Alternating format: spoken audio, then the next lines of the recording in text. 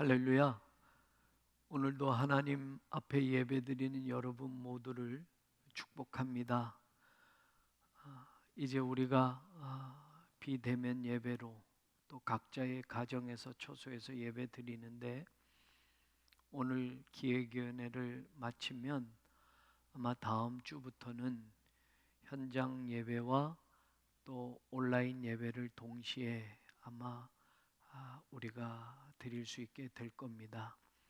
여러분 끝까지 기도해 주시고 또 코로나 바이러스의 안전 또 유의해 주시고, 또 교회는 방역을 철저히 할 터이니 여러분 함께 또 모여서 예배 드릴 수 있는 것, 좌석의 30%만 결정이 되어졌다고 하는데, 우리가 거리 두기를 하면서 또 예배당 또 소예배실, 반합하실 이렇게 세 군데로 나눠서 1부, 2부 예배를 드리게 될 것입니다.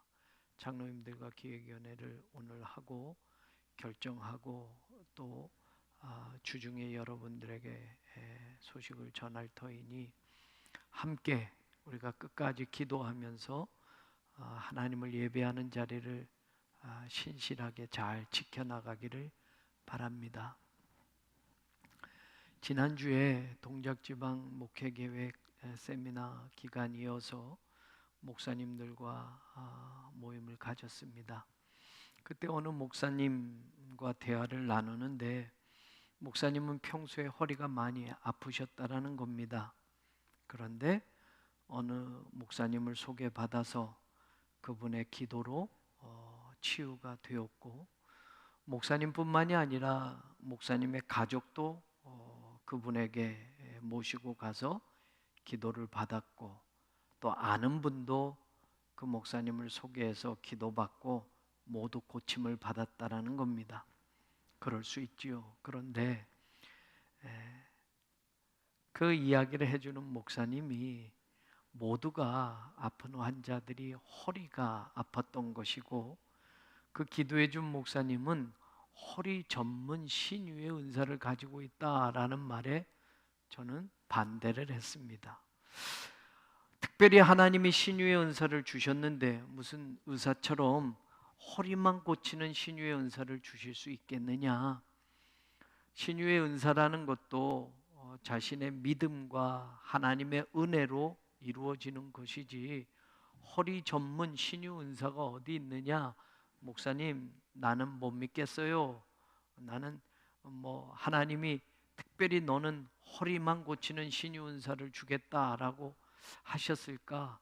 나는 그거 신유 은사, 허리 전문 신유 은사라고 목사님이 그렇게 말씀하시는 거 저는 좀 믿지 못하겠어요 라고 그런 말을 했습니다.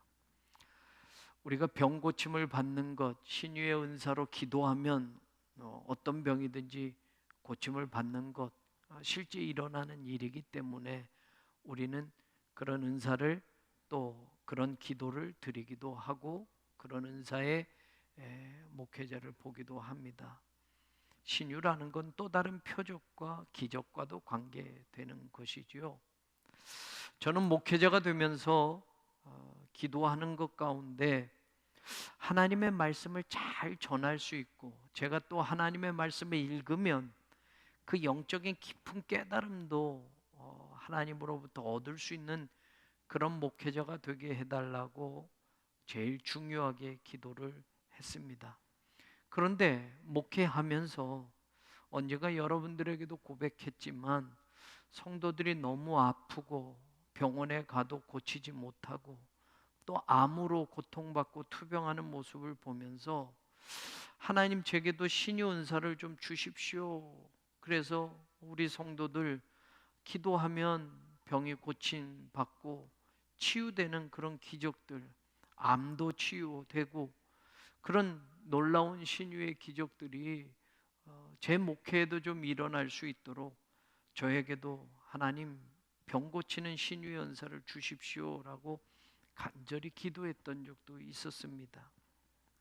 말씀을 붙들고 인내하고 기다리는 것보다 당장에 기도하면 빨리 결정나는 표적과 이적, 신유, 이것을 저도 목회자이면서 바랄 때가 있는 것이 사실입니다. 표적과 이적을 중요한 것으로 추구하면 말씀보다 표적만 먼저 구하고 찾는 그런 습관과 중독적인 신앙에 빠질 수도 있는 것이 사실입니다. 그런 위험성이 존재하는 데에도 저도 그런 생각이 들었던 것이 사실입니다.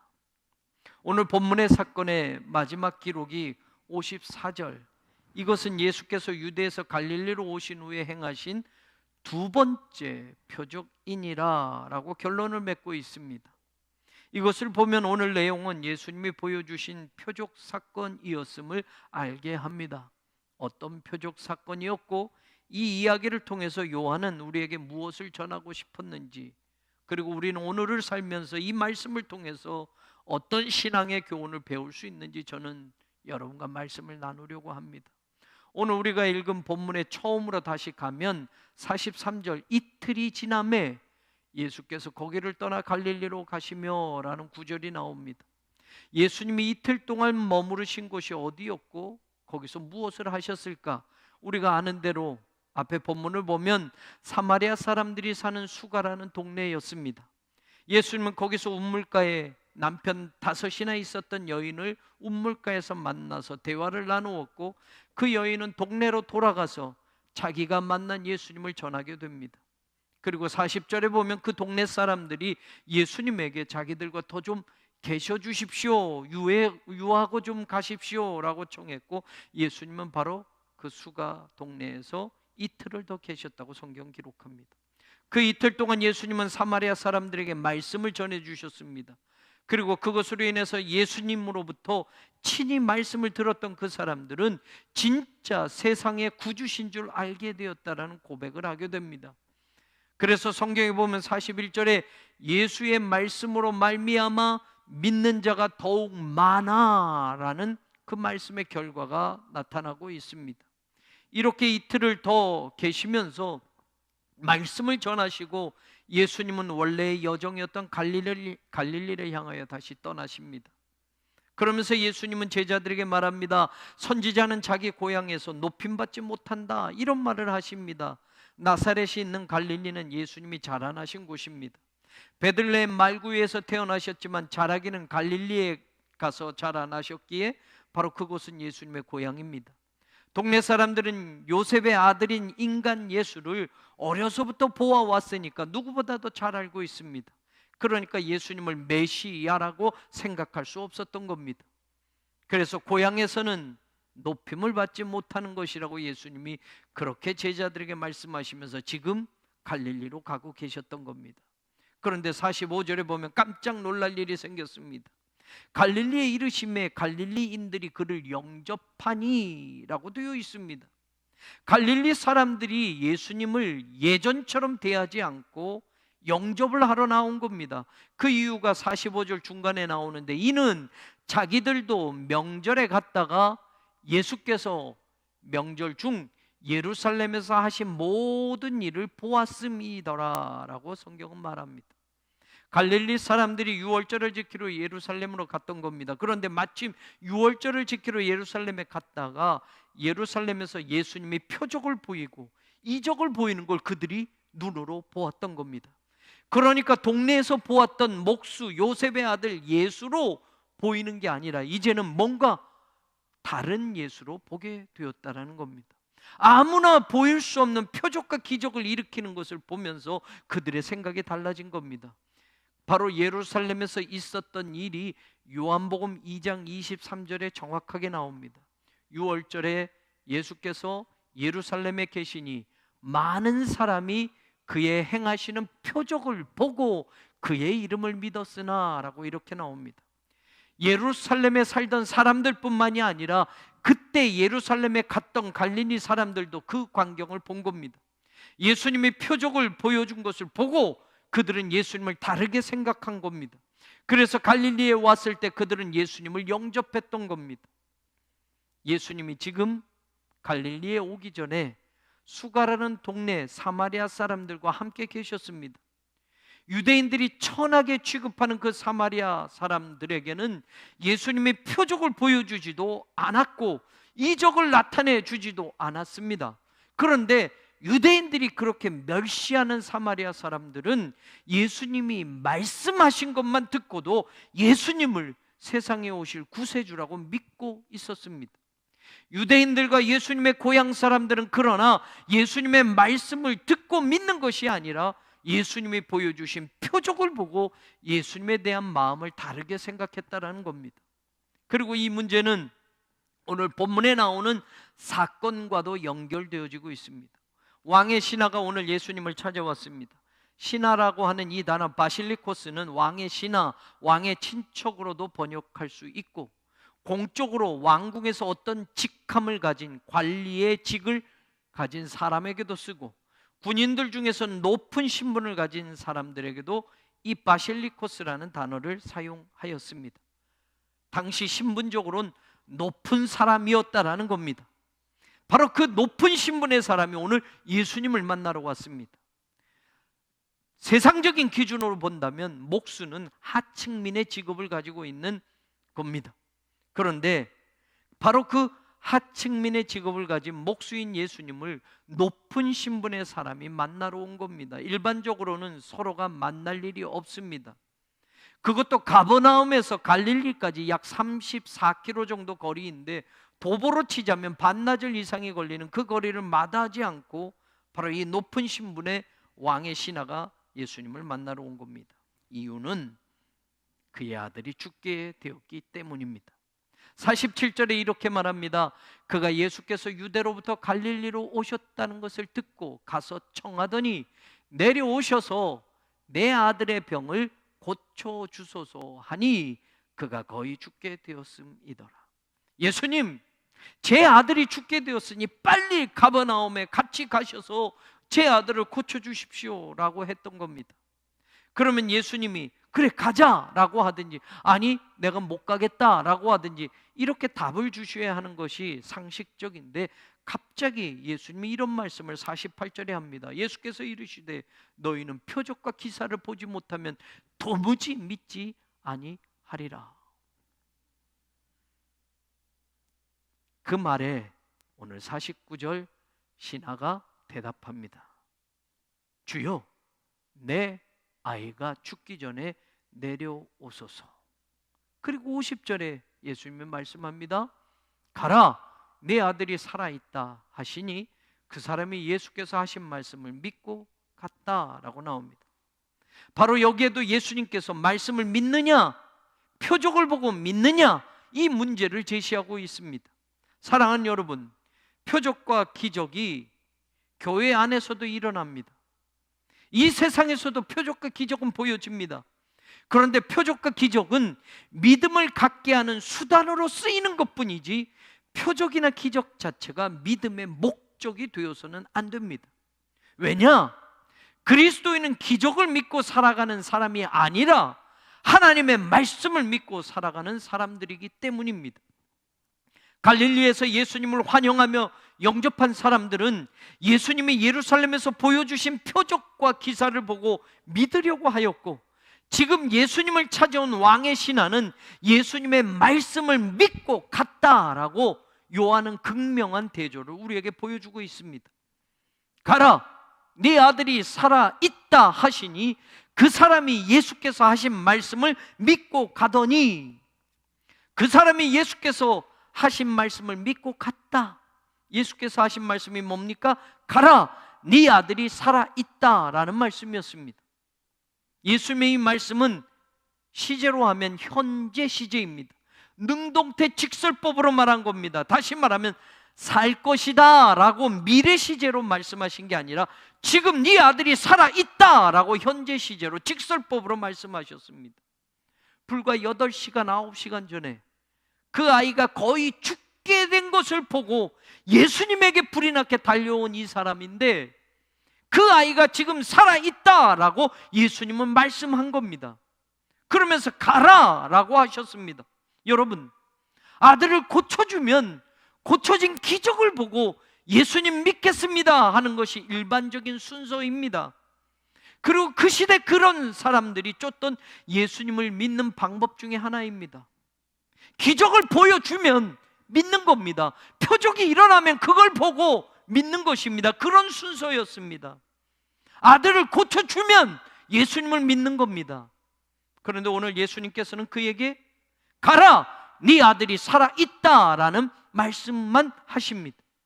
그리고 그 사람은 예수께서 하시는 말씀을 믿고 갔다라고 성경은 말합니다. 이 말이, 예수님이 하신 말씀을 믿고 갔다라고 하는 이 말이 오늘 저와 여러분이 붙들어야 할 하나님의 말씀입니다. 그 아버지가 믿고 가는 도중에 집에서부터 오는 하인들을 만납니다. 그리고 하인들이 그 아버지에게 소식을 전합니다. 아드님이 살아나셨습니다. 아드님이 살아있습니다. 그러니까 그가 묻습니다. 52절에 그러면 낫기 시작한 때가 언제냐 물으니까 어제 7시에 열기가 떨어졌습니다. 53절에 보면 그의 아버지가 예수께서 네 아들이 살아있다 말씀하신 그때인 줄 알고 자기와 그 온 집안이 다 믿으니라. 예수님이 자기에게 말씀하신 그때였습니다. 예수님이 말씀하신 그때, 그가 그 말씀을 믿은 때 아들이 살아난 겁니다. 이 사람은 아직 그 기적을 체험한 건 아닙니다. 이 기적을 눈으로 지금 본 것 확인한 건 아닙니다. 그러나 말씀 그대로를 믿고 갈 때에 하나님의 능력이 말씀 속에서 나타나는 것을 알게 되었습니다. 52절에 하인들이 말하는 것 가운데 열기가 떨어졌나이다 라고 하는 이 단어, 아네켄이라는 단어는 완전히 떠나다라는 뜻입니다. 더 이상 이 열이 그 아이에게 남아있지 않고 완전히 열이 떠나버렸다라는 뜻입니다. 말씀을 믿었을 때, 말씀을 믿고 갈 때에 아들의 죽음이라는 문제가 완전히 해결되었다라는 말입니다. 사랑하는 여러분, 말씀을 그대로 믿는 그때에 어떤 문제든지 말씀을 믿는 그 믿음으로 해결될 수 있다는 것을 오늘 우리가 붙잡을 수 있기를 바랍니다. 그리고 요한은 54절에 이것이 바로 예수님께서 갈릴리로 오신 후에 행하신 두 번째 표적이다라는 말을 합니다. 무슨 말을 요한은 하고 싶었던 걸까요? 첫 번째 표적도 갈릴리 가나에서 있었습니다. 또 첫 번째 표적도 예수님의 말씀과 관련이 있었습니다. 46절에 보면 다시 갈릴리 가나에 오셨다고 강조를 합니다. 전에 물로 포도주를 만드신 것이라고 46절은 또 강조를 해주고 있습니다. 첫 번째 이적과 이 두 번째 이적의 중요한 연결고리가 보입니다. 요한복음 2장 5절에 보면 예수님의 어머니가 포도주가 떨어진 사실을 알고 하인들에게 옵니다. 그리고 말하지요. 무슨 말씀을 하시든지 그대로 하라. 그리고 2장 7절에 보면 예수님이 항아리에 물을 채우라고 하셨고 아무 반문도 하지 않고 말씀하신 그대로 그들은 항아리 아기까지 채웁니다. 그리고 떠서 연회장에 갖다 주라 하니까 그들 또한 그 말 그대로 연회장에 갖다 줍니다. 첫 번째 이적에서 요한이 말하고 싶은 것은 무슨 말씀을 하시든지 그 말씀을 그대로 한 사람에겐 기적이 일어났다라는 겁니다. 두 번째 표적도 말씀하는 겁니다. 말씀을 믿고 가는 사람에게 놀라운 기적이 일어났다라는 겁니다. 사랑하는 여러분, 첫 번째 이적, 두 번째 표적이라고 요한이 이렇게 강조하는 것은 첫 번째도 무슨 말씀을 예수님이 하시든지 그대로 하라라는 말씀을 붙들었을 때 기적이 일어났고, 두 번째 표적도 가라, 네 아들이 살아있다라는 그 말씀을 믿고 갔을 때 기적이 일어났고, 바로 첫 번째 표적, 두 번째 표적이라는 것을 강조하면서 요한이 말하고 싶었던 것은 그겁니다. 말씀을 믿을 때에, 말씀을 믿고 그대로 할 때에 우리가 상상할 수 없는 기적은 우리의 삶의 자리에 일어날 수 있다라는 겁니다. 저는 우리 교회가 하나님의 말씀을 믿고 그대로 가는 교회가 되기를 간절히 원합니다. 하나님의 말씀을 들었으면 그 말씀 들은 그대로 믿고 그 말씀 그대로 살아가는 성도들 또한 되기를 주님의 이름으로 축원합니다. 첫 번째 이적과 두 번째 이적은 갈릴리 가나에서 일어났지만, 두 번째 이적은 더 정확하게 말하면 갈릴리 가나에서 그 말씀을 믿고 갔을 때 가버나움이라는 지역에서 일어난 겁니다. 저기 멀리 반나절이나 떨어져 있는 저 동네에서 오늘 가나에서 말씀을 믿고 가니까 바로 그곳에서 기적이 일어났던 겁니다. 첫 번째 이적은 혼인잔치집에서 일어난 기적이었습니다. 거기에 모인 사람들은 지금 사람들과 다릅니다. 시간도 다르고 공간도 다릅니다. 그런데 여러분, 똑같은 것은 무엇입니까? 말씀에 대한 태도는 같습니다. 그렇다고 본다면 오늘 우리가 살고 있는 이 시대에도 마찬가지입니다. 2000년이란 세월은 지났습니다. 유대 땅이 아니라 서울 한복판입니다. 여러분의 삶의 자리도 2000년 전 오늘 본문에 나오는 사건의 자리와 분명히 다릅니다. 그런데 하나님의 말씀은 동일한 역사를 오늘도 보여줄 수 있습니다. 이 시대에도 오늘 우리들에게도 하나님의 말씀을 듣고 그대로 실천하는 사람들에게는 하나님의 기적은 또 일어날 수 있다는 걸 믿으십시오. 하나님의 말씀을 믿고 가는 사람들에게는 하나님의 능력이 분명히 나타난다는 것을 믿으십시오. 표적을 보고 믿는 게 아니라 말씀을 믿는 게 신앙입니다. 기적을 보여주면 그때 믿고 가겠다고 하는 것이 신앙이 아니라 내게 주신 말씀을 믿고 지금 가겠다고 하는 것이 우리의 신앙이 되어야 합니다. 이 믿음을 저와 여러분이 가지고 살아가기를 원합니다. 표적보다 말씀을 붙잡고 끝까지 도전하고 실천하고 인내하고 나아가는 저와 여러분, 우리 교회가 되기를 주님의 이름으로 간절히 축원합니다. 살다 보면 하나님을 믿는 우리에게도 말할 수 없는 고통과 어려움이 찾아올 수 있습니다. 하나님을 믿는 교회 안에도 힘든 일이 일어날 수 있습니다. 그때마다 우리가 깨달아야 하는 것은 이 문제가 왜 나에게, 이 문제가 왜 우리에게 온 것이냐, 이것이 아니라 말씀을 믿고 가면 내가 해결할 수 없는 그 어떤 문제도, 이 세상에서 누구에게도 도움받을 수 없는 그 문제라 하더라도 하나님의 말씀을 믿고 가면, 하나님의 말씀대로 그대로 하면 그 말씀이 반드시 하나님의 능력을 우리에게 공급해 주고 그 말씀이 바로 기적을 일으킨다라는 것을 저와 여러분이 놓치지 않기를 바랍니다. 오늘 이 사건 속에서 우리에게 가르쳐주는 중요한 교훈들이 있습니다. 47절을 보십시오. 그가 예수께서 유대로부터 갈릴리로 오셨다라는 것을 듣고 와서 청하되 내려오셔서 내 아들의 병을 고쳐 주소서. 그는 지금 예수님께 가버나움까지 같이 가달라고 합니다. 가버나움까지 가서 내 아들을 고쳐달라고 말하고 있습니다. 여러분, 말씀을 믿는 건 말입니다, 내가 생각하는 가장 좋은 방법이라고 하는 것, 그것을 하나님께 요구하는 것이 아니라 내 편에서 가장 좋은 방법이라고 생각하는 그것까지도 하나님 앞에, 말씀 앞에 내려놓는 것이 말씀을 믿는 것입니다. 내가 생각하는 가장 최고의 방법, 그것대로 이루어 주십시오 하는 게 말씀을 믿는 게 아니라 인간적으로 최고의 방법이라고 하는 것까지도 말씀 앞에 내려놓는 게 믿음이라는 걸 우리는 놓치지 말아야 합니다. 49절도 보십시오. 신하가 이르되 주여, 내 아이가 죽기 전에 내려오소서. 마찬가지입니다. 말씀을 믿는 건 내 시간의 계산까지도 내려놓고 믿어야 합니다. 얼마나 급박합니까? 그래서 하나님 앞에 내가 시간도 정해놓은 겁니다. 언제까지 좀 해주십시오.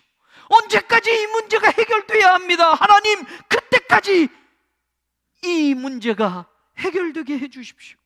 내가 정한 그 시간까지가 해결되지 않으면 내가 손해보니까 말입니다. 내가 어려움에 처하게 되니까 말입니다.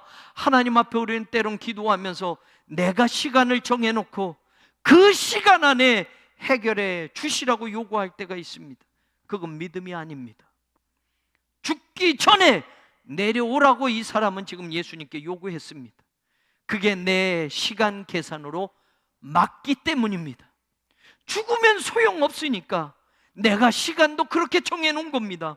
믿음은 내 방법, 내 시간 계산, 그것까지도 다 내려놓고 말씀만 믿는 것이 되어야 합니다. 당연히 어렵습니다. 우리는 문제가 생기면 사실 문제에 집착하게 되어 있습니다. 그런데 진짜 말씀을 믿는 사람은 내가 생각하는 방법, 내가 생각하는 가장 최적의 시간이라고 하는 그 계산까지도 주님 앞에 내려놓아야만 합니다.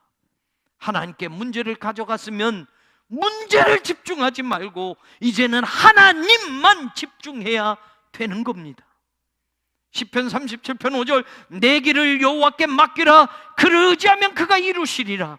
시편 55편 2절 내 짐을 여호와께 맡기라 그가 너를 붙드시리라. 잠언 16장 3절 너의 행사를 여호와께 맡기라 그리하면 네가 경영하는 것이 이루어지리라. 베드로전서 5장 7절 너희 염려를 다 주께 맡겨라 이는 그가 너희를 돌보심이라. 너희의 길, 너희의 짐, 너희의 행사, 너희의 염려, 걱정 모두 하나님께 맡겨라. 하나님이 책임져 주실 것이다 라고 성경은 분명히 약속해 주고 있습니다. 하나님께 여러분의 문제의 방법도 여러분이 원하는 해결될 그 시간까지도 다 맡기시기를 원합니다. 그게 말씀을 믿는 겁니다. 문제를 예수님께 가져오고서도 내가 방법도 정했습니다. 시간도 정해서 지금 요구합니다. 내려와서 고쳐주십시오. 가버나움까지 좀 가주십시오. 죽기 전에 오십시오. 이때 와주십시오. 그렇게 요구한다면, 그렇게 정해놓는다면 내가 예수님께 명령하는 것이지 그 말씀에 순종하는 것이 아닙니다. 방법도 시간도 다 내려놓고 말씀만 붙들어 보십시오. 말씀이 능력이 되는 경험을 반드시 체험하게 될 줄로 믿습니다. 내가 믿은 그 말씀이 내 삶의 기적을 가져오는 것을 분명히 보게 될 줄로 믿습니다. 50절 하반절을 보세요. 그 사람이 예수께서 하신 말씀을 믿고 가더니, 그가 말씀을 믿고 갔다라고 성경은 이야기합니다. 그렇습니다. 믿음은 움직이는 겁니다. 다시 말하면 믿음은 명사가 아니라 동사가 되어야 합니다. 행함이 없는 믿음은 그 자체가 죽은 것이다, 야고보는 말하지 않습니까? 믿음은 행함이 되어야 합니다. 믿음은 움직여져야만 합니다. 믿음은 머릿속에 있는 것이 아니라 믿음은 손으로, 믿음은 발로 움직여져야만 된다라는 겁니다. 그래서 믿음은 행함으로 연결되어집니다. 믿음은 동사여야만 합니다. 그가 믿고 가더니 라고 성경은 오늘 분명히 우리에게 말해주고 있습니다. 그가 말씀을 믿고 문제의 자리로 돌아갑니다. 자기가 해결할 수 없는 그 병든 아들에게로 돌아갑니다. 그러나 왔을 때와는 다릅니다. 지금은 말씀을 믿고 가는 겁니다. 지금 기적은 보여지지 않았습니다. 그 아들이 살았다라는 소식을 듣고 가는 것이 아니기 때문에 그렇습니다. 말씀을 믿는다라는 건 말씀을 믿고 문제 속으로 들어가는 용기를 얻는 겁니다. 말씀을 믿고 움직였습니다. 말씀을 믿고 걸어갔습니다. 모세가 죽은 후에 어떻게 이스라엘 백성을 인도해야 할까 두려워 떨고 있는 여호수아에게 하나님은 이렇게 말하지 않았습니까? 강하고 담대하라, 두려워하지 말면 놀라지 말라. 그 다음 말씀이 중요합니다. 네가 어디로 가든지 내 하나님 여호와가 너와 함께 하시니라. 우리는 대부분 어떤 기도를 합니까? 하나님, 내가 가야 할 길을 보여주십시오. 내가 어디로 가야 할 길을 보여주십시오. 우리 교회가 나아가야 할 방향을 가르쳐 주십시오라고 우리는 이렇게 하나님께 기도합니다. 그러나 하나님은 말씀합니다. 네가 어디로 가든지 내가 함께 하겠다. 하나님의 말씀을 믿으면 길이 없는 곳으로도 우리는 가는 겁니다. 사망의 음침한 골짜기로도 걸어갈 수 있는 겁니다. 길이 보여지지 않아도 하나님이 말씀하신 그대로 네가 어디로 가든지 내가 함께 하겠다라는 말씀을 믿으면 우리는 길이 보여지지 않아도 가는 겁니다. 왜 그렇습니까? 하나님이 함께 하겠다고 약속하셨기 때문입니다. 믿음의 사람들은 길이 보여줘야만 걸어가는 것이 아닙니다. 믿음의 사람들은 길이 열려줘야만 발을 떼는 것이 아닙니다. 길이 없어도 어디로 가든지 나의 하나님이 나와 함께 하실 것을 믿는 사람들이 오늘도 하나님의 기적을 보게 될 줄로 믿습니다. 말씀을 믿는 건 가는 겁니다. 말씀을 믿는 건 움직이는 겁니다. 저는 우리 교회가 그런 교회가 되기를 간절히 소원합니다. 여러분, 무언가 확연히 보여지기를 원합니까?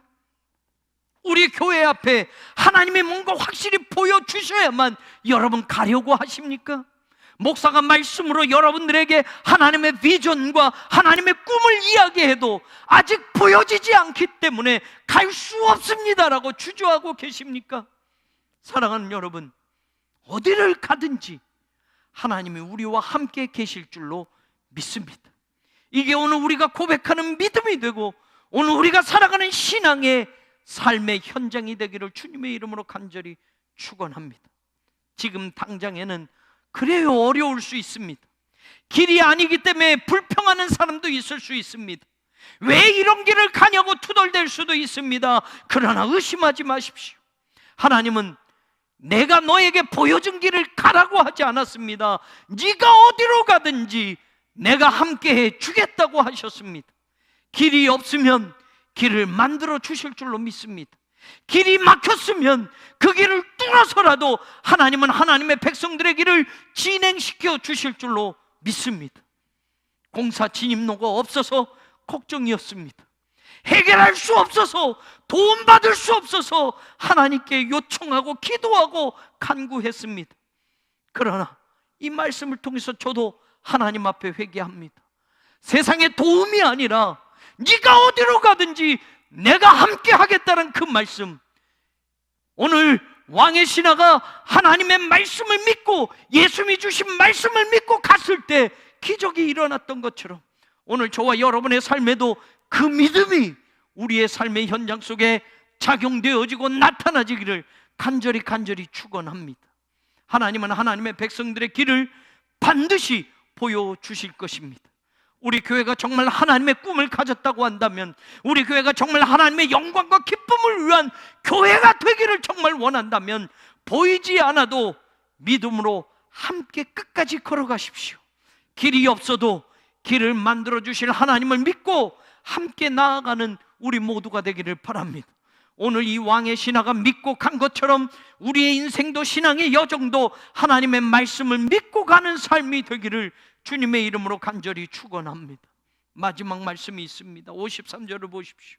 그의 아버지가 예수께서 네 아들이 살아있다 말씀하신 그때인 줄 알고 자기와 그 온 집안이 다 믿으니라. 말씀하신 그때와 온 집안이 믿었다라는 것은 시차가 있습니다. 이 아버지는 예수님이 말씀하신 그때 믿고 갔고, 가족들은 아직 이 일이 어떻게 된 것인지 모르는 상황입니다. 그 죽을 뻔한 아들이 집에서는 살아났습니다. 그러니 가족들은 깜짝 놀랐을 겁니다. 어떻게 이런 일이 일어났을까? 곧 죽을 것 같은 아들이 살아났던 겁니다. 아버지가 예수님을 모시러 간다고 했는데 예수님도 아직 오지도 않았는데, 예수님을 부르러 갔던 아버지도 아직 오지도 않았는데 어떻게 이 아들이 살아났을까? 이 문제가 해결됐을까? 아버지가 돌아와서 알게 됩니다. 아버지가 이야기합니다. 내가 예수님을 초대했지만, 가버나움으로 같이 가서 아들을 고쳐달라고 했지만 예수님께서는 나에게 그냥 가라고 하셨다. 네 아들이 살았다라는 말씀을 하셨다. 그래서 나는 그 말씀을 믿고 길을 떠났다. 그리고 집으로 향하고 있는데 하인들을 만났고 하인들이 아들이 살아났다는 소식을 전해주었고, 언제 그 열이 떨어졌느냐고 물었을 때 예수님이 나에게 말씀하신 바로 그때라는 것을 깨닫고 그 말씀을 믿고 그 말씀대로 갔을 때 아들이 살아났다는 것을 알게 되었다. 그리고 온 가족에게 그 말씀을 전하고 그 사실을 전파하게 되었을 때 그들 모두도 예수님을 믿게 되었다고 성경은 말합니다. 왕의 신하에게 하셨던 말씀, 그리고 그 말씀을 믿고 떠났던 믿음의 행동, 말씀하신 그때에 그 아들이 살아났다라는 그 말씀의 결과와 능력, 이 모든 것을 온 집안과 함께 나누었을 때 그 식구들이 예수님을 믿게 되었습니다. 그들은 예수님을 직접 만나지 못했습니다.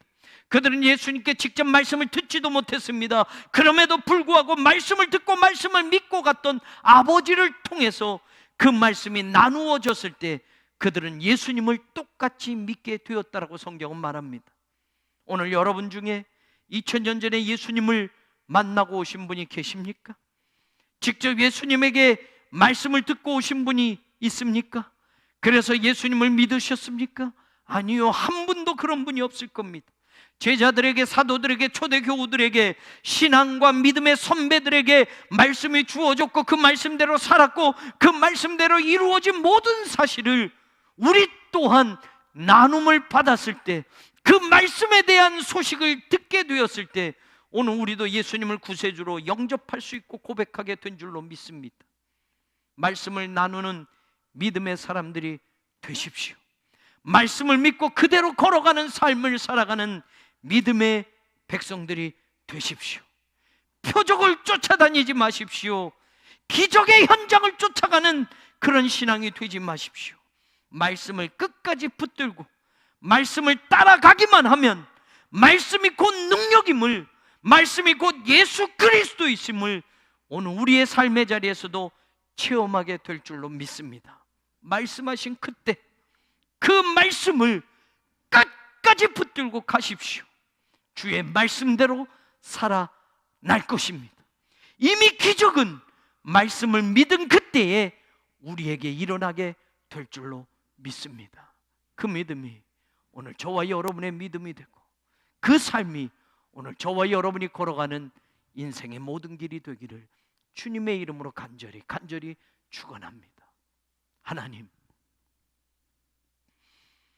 말씀을 믿고 말씀을 붙들고 말씀을 기다리며 우리의 삶의 길을 걸어가야 함에도 불구하고 빨리 이루어지고 눈으로 보여지고 손으로 잡혀질 표적과 기적을 구하며 살아갈 때가 얼마나 많은지요. 말씀보다 표적이 더 중요한 것처럼, 말씀보다 기적이 당장에 더 시급한 것처럼 우리의 믿음과 신앙의 생활이 그렇게 나아갈 때가 있습니다. 오늘 주신 말씀을 통하여 하나님의 말씀을 믿고 갈 때에, 말씀대로 할 때에 일어났던 기적과 일어났던 모든 하나님의 은총이 오늘을 사는 우리 성도들에게도 확인되어지게 하여 주시옵소서. 예수님 이름으로 간절히 기도하옵나이다. 아멘.